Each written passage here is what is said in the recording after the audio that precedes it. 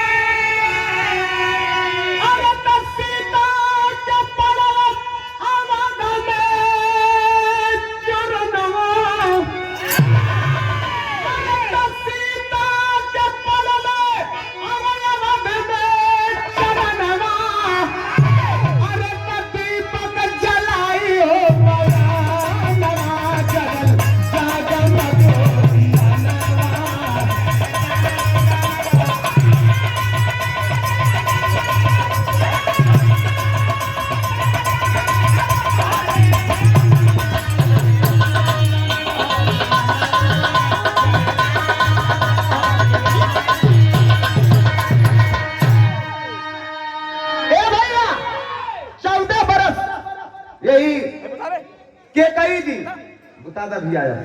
केकई हट कर गई राजा दशरथ जी से वरदान मंगलिन कि भरत को राजगद्दी और रामचंद्र जी को 14 वर्ष का वनवास, और वचन देकर के राजा दशरथ जी कहलन प्राण जाए पर वचन न जाए, कि रघुकुल रीत सदा चली आई, प्राण जाए पर वचन न जाई।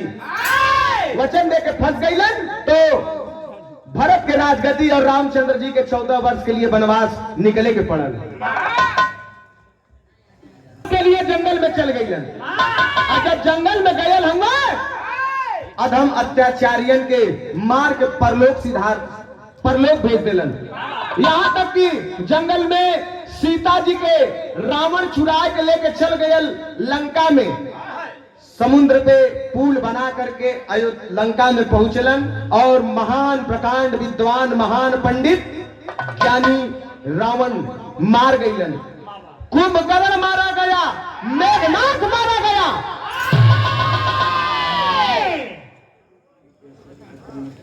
मुकेश यादव भैया सेक्टर नंबर 5 आपकी ओर से हमारे बड़े भैया के सम्मान में बहुत सारा रुपया का आशीर्वाद, बहुत बहुत प्रणाम है। ये भैया तो रावण के मार के जब सीता जी के साथ भगवान मर्यादा पुरुषोत्तम श्री रामचंद्र जी अयोध्या में आयल हुए पुष्पक विमान से 14 बरस जंगल में बिताए के, तो पूरी अयोध्या के दुल्हन के तरह सजावल रहे, सजाए गई रहे पूरी अयोध्या दुल्हन के तरह।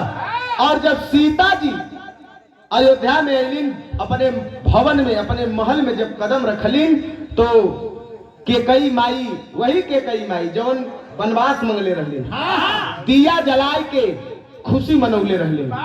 तो ऊ मनल लोक दिवाली, मतलब तीनों लोक में उस दिन का खुशी मनल रहा। संतोष सेठ पे पाताल में तीनों लोग 14 भुवन में जब खुशी मनल, तो ऊ मनावल गई लोक दीपावली जवन कल पड़ी, मतलब आज 12 बजे के बाद हो जाएगी। अब आगे वाली लाइन कहना है का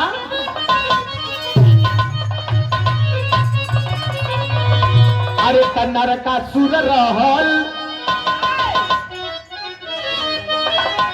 अरे तन्नर का सुर रहल, अरे अधमय अत्याचारी,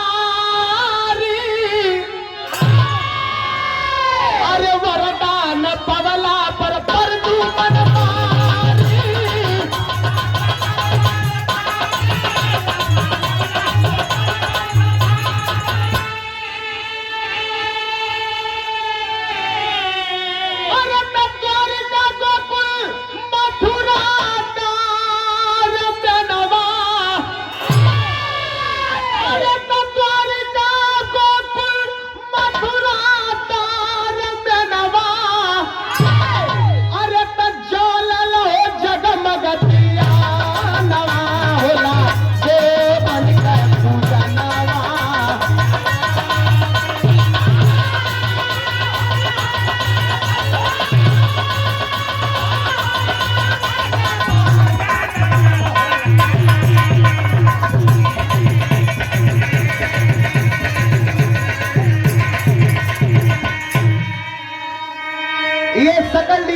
उधर से आप हमारे तब आगे वाली लाइन में कहना का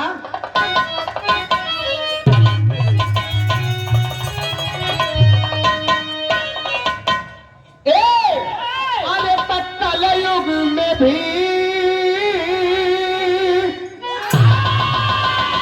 अरे कल युग में भी अरे दयल नाती सारियो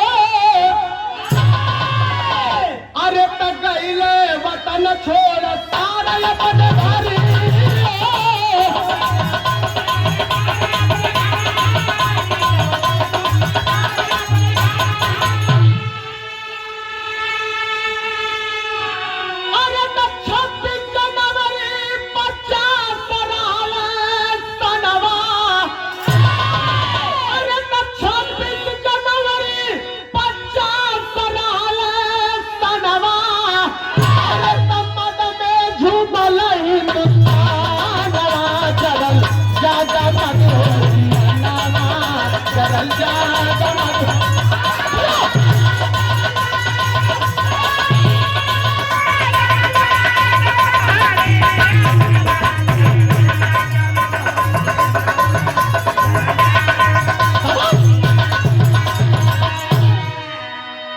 कलयुग में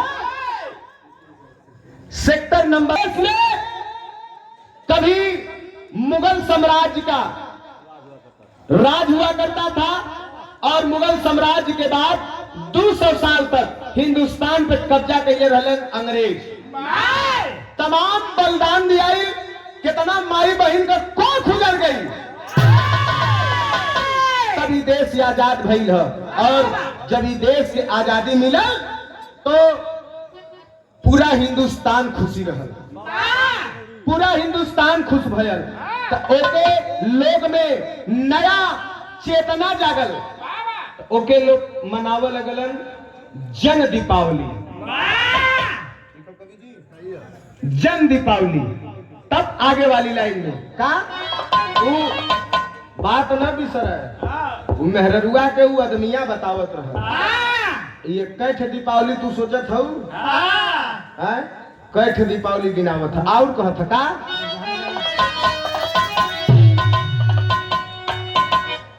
अरे तया आधुनिक के आई गई, अरे पाटे जमाना, अरे झालर बत्ती लाइट का लगवा दीवाना।